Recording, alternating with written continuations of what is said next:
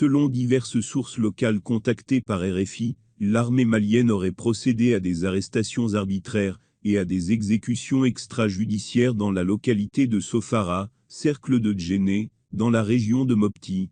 L'armée malienne dément, tandis que des vidéos au contenu particulièrement violent circulent sur les réseaux sociaux. Sur une vidéo, un homme présenté comme un imam subit l'interrogatoire d'un soldat malien qui lui tord les membres pour le forcer à reconnaître son appartenance à un groupe terroriste.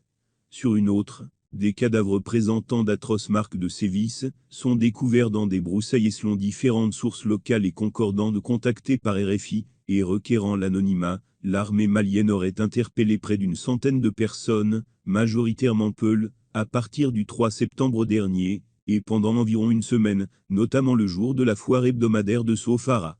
Une dizaine auraient été relâchés. Pour les autres, les craintes les plus vivement identifiées, à proximité du camp militaire de Sofara.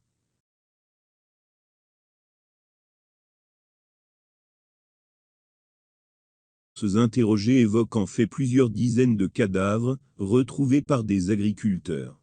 Selon certaines sources, ce sont des soldats maliens eux-mêmes qui auraient indiqué les emplacements de ces derniers mois. La localité de Sofara a accueilli un grand nombre de déplacés internés ayant fui les combats entre djihadistes et groupes d'autodéfense. Dans le cercle de Djenné sollicité par RFI, l'armée malienne reconnaît l'authenticité de la vidéo montrant les sévices subis par l'imam. Des sanctions disciplinaires ont été prises, mais ne reconnaît pas la centaine d'arrestations, et encore moins les assassinats.